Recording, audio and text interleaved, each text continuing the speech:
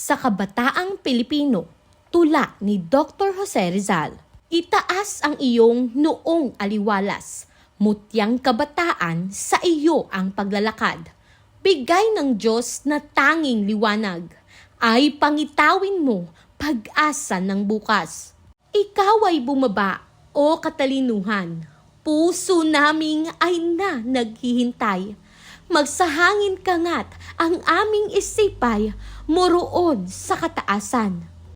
Taglayin mo lahat ang kagiliw-giliw, mga silahis ng dunong at sining.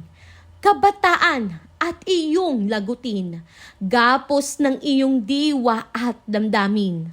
Masdan mo ang putong na nakasisilaw, gitna ng dilim ay di matitinag. Ang putong na yaon ay dakilang alay sa nalulugaming iyong inang bayan. Ikaw na iyan may pakpak ng nais at handang lumipad sa rurok ng langit upang kamtan yaong matamis na himig, Olimpo'y yamang magsisikap. Ikaw na ang tinig ay lubhang mairog, awit ni Pilumel sa dusay gamot, ang lunas na mabisa sa dusay himutok, ng kaluluwang luksat, alipin ng lungkot. Ikaw na ang diway matalas makinang, bunga ng palaging pakikipaglaban, kaluluwang sumapit sa iyong hantungan, ilipad ang nagiging palay hanggang buhay.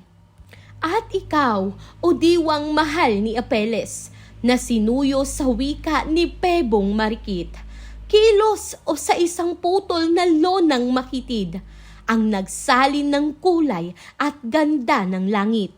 Hayo na ngayon at papag-alabin mo sa ang apoy ng iyong isip at talino, ang magandang ngalay ihasik sa mundo at ipabansagan ang dangal ng tao. O dakilang araw ng tuwa at galak, magdiwang na ngayon, sintang Pilipinas. Magpuri sa bayang sa iyo'y lumingap, doon sa umakay sa iyo sa magandang palad.